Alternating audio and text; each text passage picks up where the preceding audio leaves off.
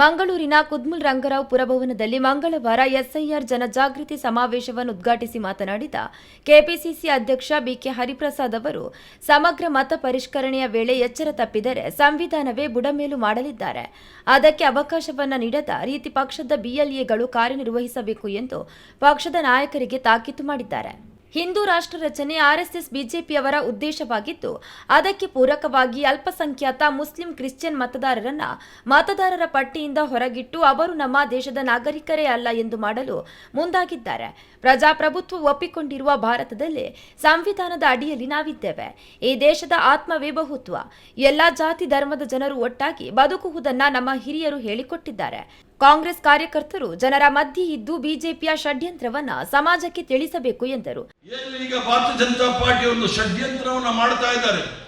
ಅದರ ವಿರುದ್ಧ ಬಹಳ ಎಚ್ಚರ ವಹಿಸಿ ಜನಸಾಮಾನ್ಯರ ಮಧ್ಯೆ ಇದೊಂದು ಸ್ವತಂತ್ರ ಹೋರಾಟ ಅಂತಾನೆ ತಿಳ್ಕೊಳ್ಳಿ. ಜನಸಾಮಾನ್ಯರ ಮಧ್ಯೆ ಇದ್ದು ಏನಪ್ಪ ನಾನು BLA BO BLA 2 ಆದ್ರೆ ನನಗೇನು ಸಿಗುತ್ತೆ ಅನ್ನೋದು ಯೋಚನೆ ಮಾಡಬೇಡಿ. ಈ ದೇಶ ಉಳ್ಕೊಳ್ಬೇಕಾದ್ರೆ ಈ ಕಾಂಗ್ರೆಸ್ ಪಕ್ಷದ ಸೇವೆ ಮೂಲಕನೇ ದೇಶ ಉಳಿಸಬೇಕಾಗುತ್ತೆ ವಿನಃ ಅಧಿಕಾರ ಬದಲ ಬಿಟ್ಬಿಡಿ. ಯಾಕಂದ್ರೆ ಬಹಳ ಸಂದಿಗ್ಧವಾದ ಪರಿಸ್ಥಿತಿಯಲ್ಲಿ ನಾವು ಬಂದಿದ್ದೀವಿ, ಕವಲು ದಾರಿಯಲ್ಲಿ ನಿಂತಿದ್ದೇವೆ. ಆದ್ರಿಂದ ನಾವೆಲ್ಲರೂ ಸಹ ಯೋಚನೆ ಮಾಡಬೇಕು. ಈ ಒಂದು ಮತ ಪರಿಷ್ಕರಣೆ ಮಾಡೋ ಸಂದರ್ಭದಲ್ಲಿ ನಾವೇನಾದ್ರೂ ಎಚ್ಚರ ತಪ್ಪಿದ್ರೆ ಸಂವಿಧಾನವನ್ನೇ ಬುಡಮೇಲು ಮಾಡ್ತಾರೆ ಅನ್ನೋದನ್ನ ನಿಮ್ಗೆ ಹೇಳ್ತೇನೆ. ವೆಸ್ಟ್ ಬೆಂಗಾಲಲ್ಲಿ ನಾನಲ್ಲಿ ಚುನಾವಣೆ ಉಸ್ತುವಾರಿ ವಹಿಸಿದ್ದೆ. ತೃಣಮೂಲ ಕಾಂಗ್ರೆಸ್ ಮಮತಾ ಬ್ಯಾನರ್ಜಿ ಅವರು ಕಾಂಗ್ರೆಸ್ಗೂ ಮತ್ತು ಬಿಜೆಪಿಗೂ ವ್ಯತ್ಯಾಸ 35 ಲಕ್ಷ. 35 ಲಕ್ಷದಲ್ಲಿ 27 ಲಕ್ಷ ಅಡ್ಜುಡಿಕೇಶನ್ ಅಲ್ಲಿ ಇಟ್ಟಿದ್ದಾರೆ. ಅಂದ್ರೆ ಮ್ಯಾಪಿಂಗ್ ಮಾಡಿಯವರು ಯಾರು ಅನುಮಾನಾಸ್ಪದವಾದ ವ್ಯಕ್ತಿಗಳು ಅಂತೇಳಿ 27 ಲಕ್ಷ ಇಟ್ಟಿದ್ದಾರೆ. ಗೆದ್ದಿರೋದು 35 ಲಕ್ಷದಲ್ಲಿ 27 ಲಕ್ಷ ಅದು ಸಸ್ಪೆಂಡ್ ಅಲ್ಲಿ ಇಟ್ಟಿದ್ದಾರೆ ಲಿಸ್ಟ್. ಅಂದ್ರೆ ಗೆದ್ದಿರೋದು 8 ಲಕ್ಷ. 8 ಲಕ್ಷಕ್ಕೆ 10 ಲಕ್ಷ ಮತದಾನವನ್ನು ಒಂದು ತಿಂಗಳಲ್ಲಿ ಸೇರಿಸಿದ್ರು.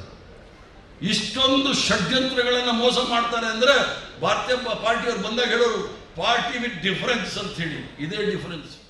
ಈ ವೇಳೆ ಕಾಂಗ್ರೆಸ್ ಎಸ್ಐಆರ್ ಜಾಗೃತಿ ಸಮಿತಿ ರಾಜ್ಯ ಅಧ್ಯಕ್ಷ ಹಾಗೂ ವಿಧಾನ ಪರಿಷತ್ತಿನ ಮಾಜಿ ಸಭಾಪತಿ ವಿಆರ್ ಸುದರ್ಶನ್ ಮಾತನಾಡಿ, ನೈಜ ಮತದಾರರ ಹಕ್ಕು ರಕ್ಷಿಸುವುದು ಪ್ರಜಾಪ್ರಭುತ್ವವನ್ನ ಗಟ್ಟಿಗೊಳಿಸುವುದಾಗಿದೆ.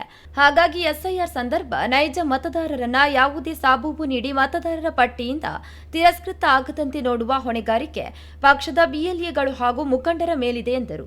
ಹಾಗಾಗಿ ರಾಜಕೀಯ ಪಕ್ಷವಾಗಿ ಕಾಂಗ್ರೆಸ್ಗೆ ಸಾಮಾಜಿಕವಾಗಿ ದೊಡ್ಡ ಹೊಣೆಗಾರಿಕೆ ಇದೆ ಎಂದು ಹೇಳಿದರು. ಯಾವುದೋ ದಾಖಲೆಗಳನ್ನ ಹೆಸರಿಲ್ಲ ಅಂತಲೋ, ಬರ್ತ್ ಸರ್ಟಿಫಿಕೇಟ್ ಇಲ್ಲ ಅಂತಲೋ, ಮತ್ತೆ ಯಾವುದೋ ಒಂದು 13 ಸರ್ಟಿಫಿಕೇಟ್ಗಳನ್ನು ಅವರು ವಿನಾಕಾರಣ ಕೇಳಿದ್ದಾರಲ್ಲ, ಅದೆಲ್ಲದರ ಬಗ್ಗೆನೂ ನಾವು ನೆರವಾಗುವಂಥ ರೀತಿಯಲ್ಲಿ ನಾವು ನೋಡ್ಕೋಬೇಕಾಗುತ್ತೆ. ಹಿಂದಿನ ಮುಖ್ಯಮಂತ್ರಿಗಳಾಗಿದ್ದಂಥ ಸಿದ್ದರಾಮಯ್ಯನವರು ಕೂಡ ಅಧಿಕಾರಿಗಳಿಗೆ ಆದೇಶವನ್ನು ಕೊಟ್ಟಿದ್ದಾರೆ. ಈಗಾಗಲೇ ಈಗಿನ ಮುಖ್ಯಮಂತ್ರಿಗಳಾದಂಥ ಶ್ರೀಯುತ DK ಶಿವಕುಮಾರ್ ಅವರು ಕೂಡ ಅಧಿಕಾರಿಗಳಿಗೆ ಆದೇಶವನ್ನು ಕೊಟ್ಟಿದ್ದಾರೆ.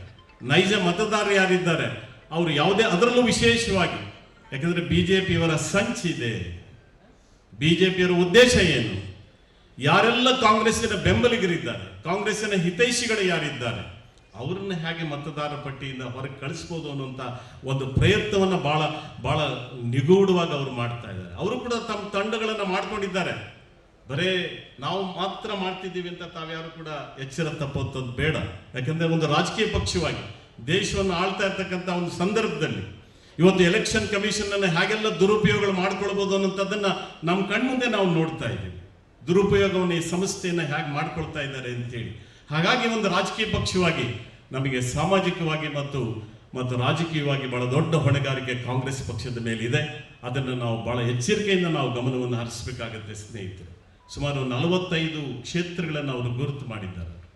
100, 200 ಮತ್ತು 10,000 ಮತಗಳಲ್ಲಿ ಯಾರೆಲ್ಲ ನಮ್ಮ ಅಭ್ಯರ್ಥಿಗಳು ಹಿನ್ನಡೆ ಆಗಿದೆ ಆ ಕ್ಷೇತ್ರಗಳಲ್ಲಿ ನಾವು ಹೇಗೆ ಕೈಯಾಡಿಸಿ ಕಾಂಗ್ರೆಸ್ಸಿನ ಬೆಂಬಲಿಗರು ಹಿತೈಷಿಗಳ ಮತದಾರರ ಹಕ್ಕುಗಳನ್ನು ಕಸಿದುಕೊಂಡ್ರೆ ನಾವಲ್ಲಿ ಹೇಗೆ ಗೆಲುವನ್ನು ಸಾಧಿಸಬಹುದು ಅಂತ ಹೇಳಿ ಆ ಪ್ರಯತ್ನಗಳ ಕಡೆ ಅವರು ಗಮನವನ್ನು ಹರಿಸ್ತಾ ಇದ್ದಾರೆ.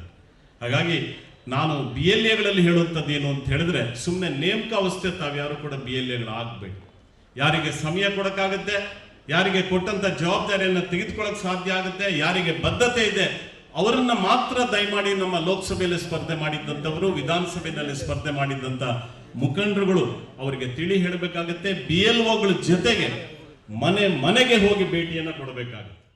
ಈ ವೇಳೆ ಕೆಪಿಸಿಸಿ ಕಾರ್ಯಾಧ್ಯಕ್ಷರಾದ ಡಾಕ್ಟರ್ ಮಂಜುನಾಥ್ ಭಂಡಾರಿ, ಮಾಜಿ ಸಚಿವರಾದ ವಿನಯ್ ಕುಮಾರ್ ಸೊರಕೆ, ರಮನಾಥ ರೈ ಎಸ್ಐಆರ್ ಜಾಗೃತಿ ಕುರಿತಂತೆ ಬಿಎಲ್ಎಗಳಿಗೆ ಮಾಹಿತಿಯನ್ನು ನೀಡಿದರು.